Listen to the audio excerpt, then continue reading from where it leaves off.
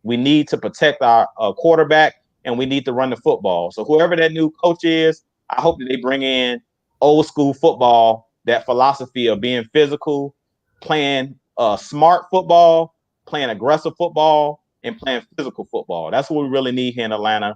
And also clock management, because this year, as Kstylz already gave the coaching staff the Powder Toast Award, they were the worst all season. The coaching, when you lose 0-7, 0-8 today after the loss today, when you lose, you 0-8 in one possession games, that's coaching. I'm sorry, that's coaching. And we've lost games every way you can lose it this year. And that's why Coach Lowe, need his blood pressure medicine, because he probably like, bruh, like after a while, you become numb to it. Like at this point, we've lost so many games. When I watch the game, I'm not even getting upset. Like after we were eliminated from the playoffs, I'm like, all right, I know what it's going to be. We don't have competent coaching. So these players, if we do win, it's not going to be because of the coaching. And that's a problem. So I just hope that Arthur Blank, he's a great guy. I hope that we can bring a winner, because he's doing everything he can. Like they built a nice stadium. We got new uniforms. All of that's cool. I heard the concession is reasonable price. Now it's time to put out a winning product. It's time to put a winning product on the field. So that's what I want to see. I know this is why you guys tune in every Sunday to watch us. We try to entertain you guys and make it a little bit easier. But when you're losing, it's not easy on nobody. Trust me. Arthur Blank's blood pressure is probably raised right now, and everybody in that front office, because you ain't selling no tickets when you putting out this product. So if at this point, hopefully coronavirus come next year is out the way so we can get the fans back in the stands. But to be honest, coronavirus actually saved us, because I don't think it was too many fans that was going to go buy those PSL and those season tickets with the way that we played this season. So coronavirus actually saved us, guys, to be honest, because there weren't no fans going to see this trash we was putting out. So hopefully next year, I'm having a positive mindset. I really think that 2021 is going to be great. I think when we bring in this next head coach, I think they're going to establish will. We're going to become a more disciplined team. For my channel, you guys definitely go Jew Talk Sports. We're on the quest to 800 and then 1,000. I think we're sitting at like somewhere around 760. Hey, let's get to this 1,000. I appreciate you guys. I'm going to be giving you guys Cleveland Cavalier basketball content. That's my squad since now we're on break. But I'm also going to be giving you guys just NBA content in general, because I know it ain't a ton of Cavalier fans out there, but I'm going to be giving you guys NBA content in general.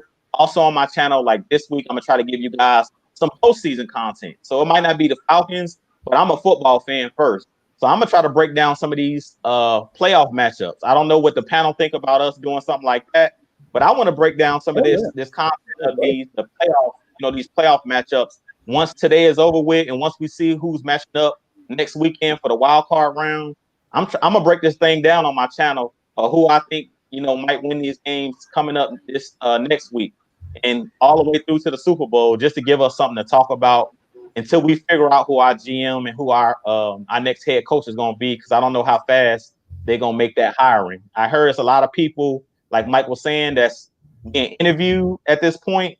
But at this point, we don't know who's going to be the next head coach or GM, and it might not be until probably after the Super Bowl. So I'm definitely going to be breaking down these matchups in the playoffs, and I'm definitely going to be watching the playoffs. Even though our Falcons is on the sideline, hopefully whoever our next coach is, they watching these playoffs so we'll know how to get there. That's how you do it. We got to get the formula, the winning formula. But with that being said, I'm going to go ahead and kick this thing to Kstylz. But again, I just really want to appreciate you guys tuning in to all of our shows throughout the weeks this season, because I know this season was like a down year for our Falcons. So we really appreciate all the super chats that you guys send in to Atlanta Falcons Nation. We appreciate that. With that being said, I'm gonna kick it over to my boy Kstylz. So y'all got me being the closer right now. All right, that's cool.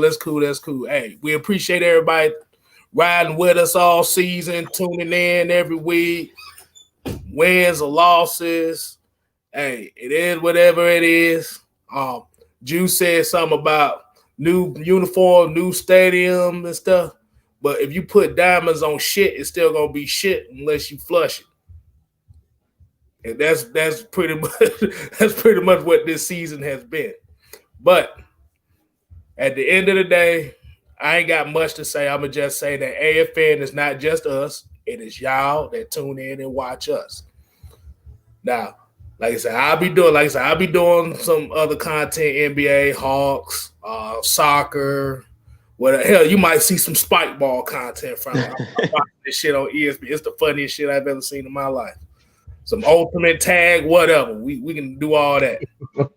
But just like Big Low is, I'm like I said, I'm new in the universe as well, the YouTube universe. Hey, I'm trying to keep up with these guys. Hey, if it wasn't for these guys, I wouldn't be doing this thing now. And they the reason why they keep me on my toes. And just like y'all too. So, like I said, just leave comments.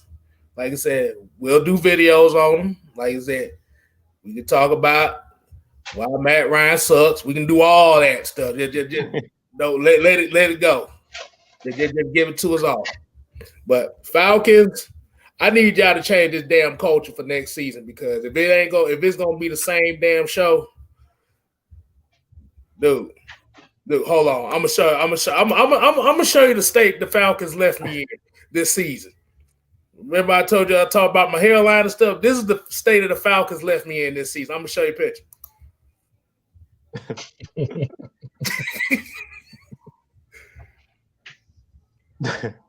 Now, if there's an after show tonight, y'all stay tuned to that, because if I'm on there, I will play the damn infomercial I got that picture from.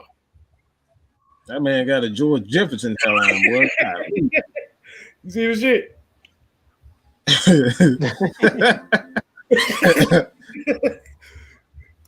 But like I said, this has been therapy for me and for all of us. And like I said, we just appreciate show appreciation for what you have now, because you might not have it tomorrow. I just put it better like that. And that's it for mine. I had to slam. I didn't slam dunk it, but I threw a little layup in there. We scored. Hey, you didn't call a damn draw, so you good. Oh my goodness! If I called a draw, boy, that thing would have been. Oh boy, that shit would have been horrible. Man, this is almost sad, man. Falcon football is over. Boy. Well, we all look like we just lost a family member or something. We need to sing to no. We need to sing Black Monday tomorrow, so it might be tomorrow. So I'm just waiting for tomorrow. I just need to see Dirk Cutter gone. That's all I need. I can take anybody besides him. Anybody besides him. Okay. Well, like I said, ladies and gentlemen, that's gonna be the end of the post-game show. Like I said, y'all make sure y'all share this thing. Make sure you follow everybody's handles. That's the Jew Talk Sports, Mad Mike Sports, Bit Low Country Sports. Yeah, like I said, he country here, so that's the key Kuntry. If you type in the actual country, you might find somebody making a recipe or something. So five times.